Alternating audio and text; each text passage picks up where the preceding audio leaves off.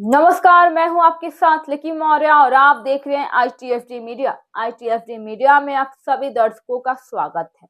जहां देश की राजनीति में इन दिनों राज्य के नाम बदलने का मुद्दा फिर से चर्चा में है। केरल का आधिकारिक नाम बदलकर केरलम किए जाने के फैसले के बाद अब पश्चिम बंगाल की मुख्यमंत्री ममता बनर्जी ने केंद्र सरकार पर सीधा हमला बोला है।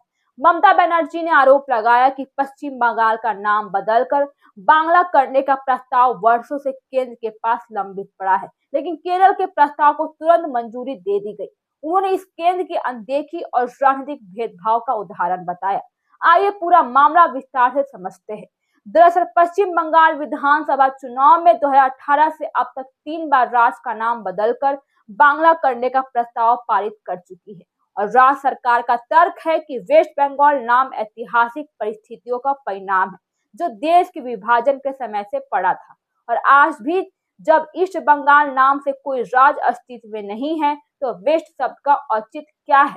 मुख्यमंत्री का कहना है कि बांग्ला नाम राज्य की भाषा, संस्कृति और ऐतिहासिक पहचान को बेहतर तरीके से दर्शाता है, लेकिन ममता बनर्जी की नाराजगी सिर्फ सांस्कृतिक पहचान तक सीमित नहीं है।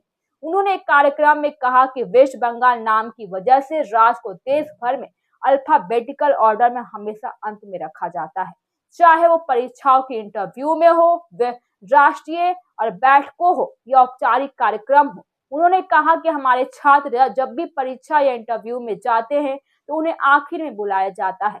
मुझे भी राष्ट्रीय बैठकों में सबसे अंत में बोलने का अवसर मिलता है क्योंकि हमारे राज्य का नाम है W से शुरू होता है। यानी उनके अनुसार यह सिर्फ नाम का सवाल नहीं बल्कि मनोवैज्ञानिक और प्रशासनिक प्रभाव का भी मुद्दा है। अब सवाल यह भी है कि केरल के मामले में क्या हुआ। हाल ही में केरल के आधिकारिक नाम को केरलम किए जाने के प्रस्ताव को केंद्र स्तर तक तेजी से आगे बढ़ाया गया। इस पर प्रतिक्रिया देते हुए ममता बनर्जी ने केरल को बधाई तो दे दी, लेकिन साथ ही आरोप लगाया कि यह राजनीतिक समीकरणों का नतीजा है। उन्होंने कहा कि भाजपा और CPI के बीच बढ़ती समझ ने इस प्रक्रिया को आसान बनाया, जबकि बंगाल की मांग लगातार अटकी हुई है। यहाँ ध्यान देने वाली बात यह भी है कि राज्य का नाम बदलने की प्रक्रिया में सिर्फ विधानसभा प्रस्ताव ही काफी नहीं होता है।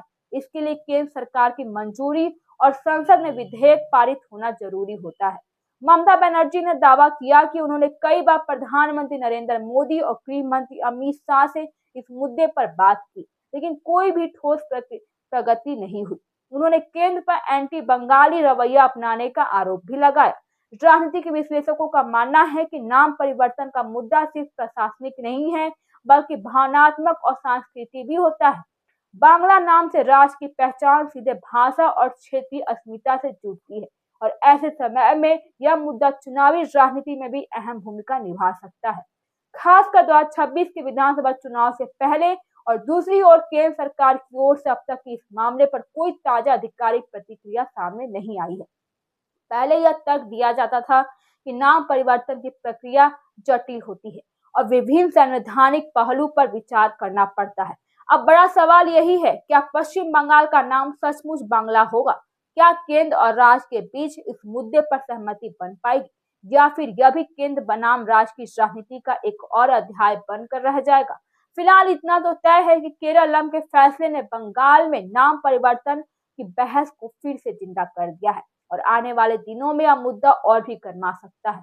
इसी के साथ इतना ही। अभी मैं हूं आपके साथ लकी मौर्य। ITFD मीडिया पर हमारे चैनल को सब्सक्राइब कीजिए और शेयर कीजिए।